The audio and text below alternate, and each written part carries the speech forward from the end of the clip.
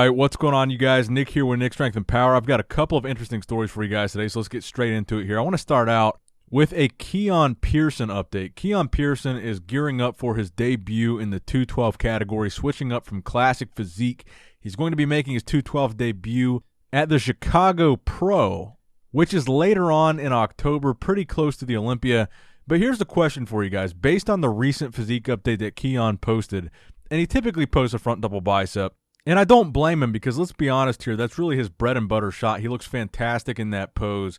The shape of his biceps, he's got that tiny waist, the V-taper, the vacuum pose, the borderline vacuum pose, I should say. He's super dominant in this front double bicep pose, and he posted this video hitting the front double bicep, and you can really see the size that Keone has put on during his transition from classic to 212. And here's the question that I have for you guys. Could Keone Pearson be the next 212 Mr. Olympia?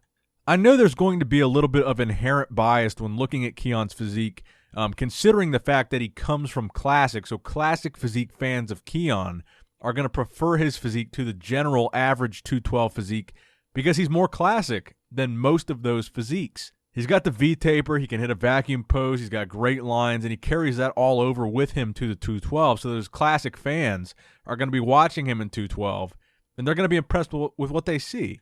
And what they're going to see is a heavier, bigger, more muscular version of the classic physique that Keone had in classic. And all these things are great, and we like them. We like the small waist. We like the vacuum pose. But generally, it doesn't really count for much in 212 because 212 is not classic physique. Personally, I love Keone's physique. I think he's everything that you want to see in a bodybuilder, or at least that I want to see in a bodybuilder, but maybe not necessarily what the judges want to see in a 212 bodybuilder because, again, it's not classic. So I don't know if those classic attributes are really going to matter as much or be as much of an advantage in classic physique. But I want to know what you guys think in the comment section below. Do you think these classic lines and these classic attributes that Keone has, combined with the size that it appears he's put on, could he be the next 212 Mr. Olympia? Now, Keone's coach, Dorian Hamilton, also put up this front double bicep comparison shot of Keone 1 day out of the last Olympia at 178 pounds preparing for classic physique, and then his current physique update at 207 pounds 8 weeks out from his 212 debut at the Chicago Pro. So you can clearly tell here that Keone has put on some significant size between classic and 212. It's not just going to be the physique that we saw him bring in classic physique. It's going to be bigger and it's going to be better. Now, granted, he does still have to win or qualify, win a show or qualify on points to get to the 212 Olympia, but I'm hoping he's going to be there. He's going to win the Chicago Pro and move on to the Olympia. Now, if he does that, where do you guys have him placing in the Olympia in 2020?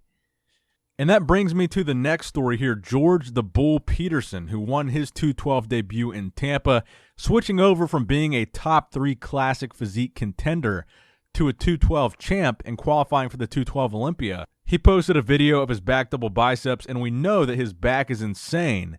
And that's the rivalry that I want to see, is both of these top 212, or top classic guys rather, move on to the 212 Olympia and go head-to-head now as 212 bodybuilders, where they used to go head-to-head in classic, and see how they fare against each other at the 212 Olympia stage. I think George, based on how he looked in Tampa, he's got 212 Mr. Olympia potential. I honestly believe that.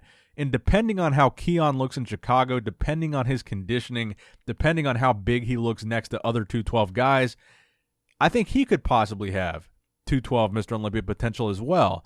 And that would be an interesting battle to watch on the 212 Olympia stage. But let me know in the comment section below who you think would win that battle if Keone does qualify. George Peterson or Keone Pearson on the 212 Olympia stage. Who is coming out victorious? Now, next up in the news, Raphael Brandao, looking absolutely huge in his recent physique update. Now, we haven't seen Raphael compete in a while. He's not qualified yet for the Olympia, and he's not currently in the United States. So could this be a bodybuilder that we see jump in that Spain show, that Europa Spain? Because I believe Raphael is in Brazil right now. He's not over here in the States. So he's going to have to qualify, if he's intending to qualify for the Olympia, in likely Spain. And right now he would be, I believe, 8 weeks out from Spain if he was intending on doing that. I don't know if he is.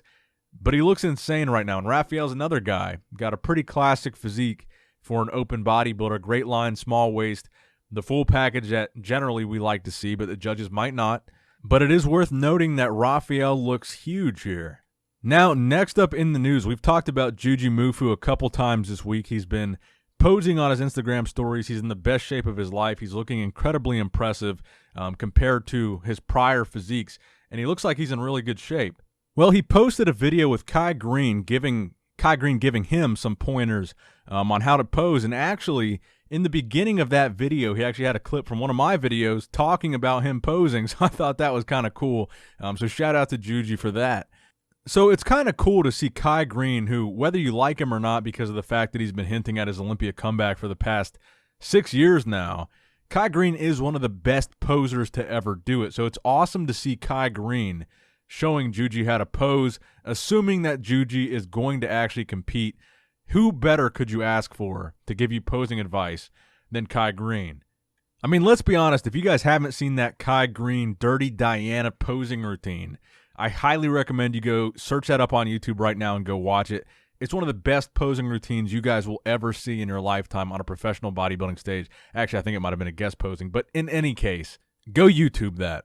But it's cool to see Kai giving Juji these posing pointers, and honestly, I think this is the best that I've ever seen Juji look, and I really enjoy the content that Juji puts out because he's extremely positive. He doesn't get into drama.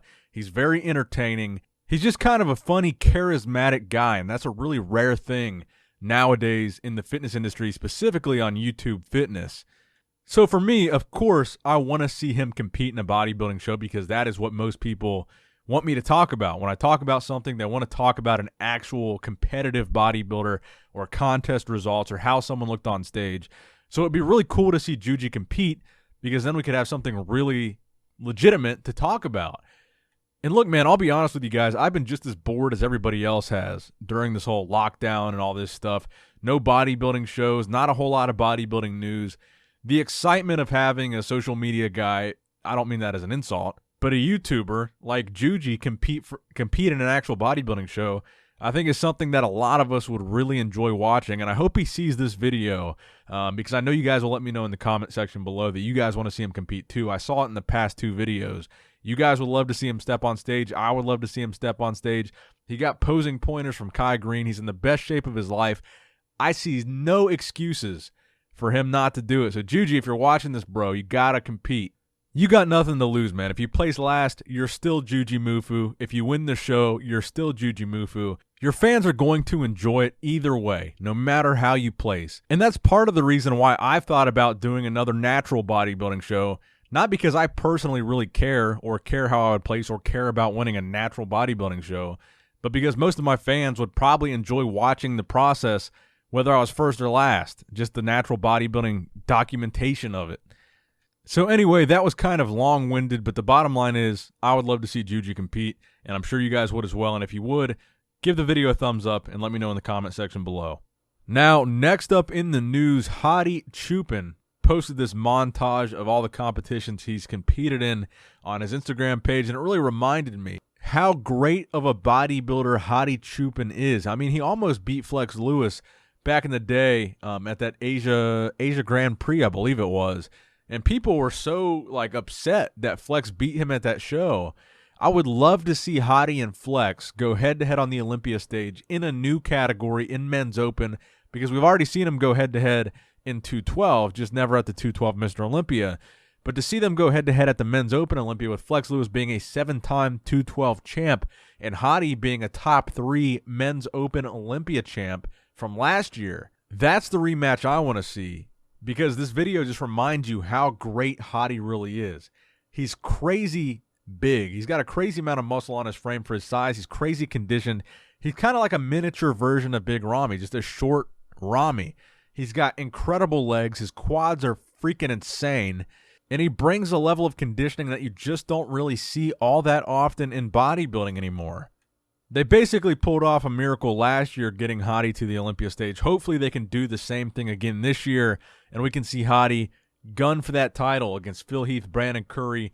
Hopefully we'll see William Bonac, Flex Lewis. It's going to be a damn good Olympia, that's for sure. Now, the final story of today's video, Larry Wheels confirms in his latest YouTube video he will be attempting the strict curl world record. He is in preparation to try to break the strict curl world record. When he does that, we don't know. But he's basically made it official. That's what he's gunning for, is Denis Saplinkov's 249-pound strict curl world record, and I, for one, cannot wait to see it. In that particular video, Larry didn't hit any crazy strict curls or PRs, but he just did kind of a regular, you could call it, light maybe, strict curl training. So let me know what you guys think in the comment section below. Do you guys think the strict curl record will fall this year, and do you think Larry Wheels is the man to do it? And if not, who do you think is going to break that record? So that's going to wrap it up for the video today, guys. I hope you did, in fact, enjoy it. Please give it a thumbs up if you did, in fact, enjoy it. Please subscribe to this channel if you have not subscribed yet already. I love you guys. I appreciate you guys. And really, I love everybody that I talked about in this video. Larry Wheels is a great dude. Jujimufu is a great dude. Flex Lewis, Hadi Choopan. Who else did I talk about in this video? Keone Pearson. All these guys, for the most part, I've had conversations with. I know a little bit. They all seem like great dudes, and it's just a positive time right now in the industry. So I hope you guys enjoyed the video. Please give it a thumbs up. And as always, Nick Strength and Power, signing out.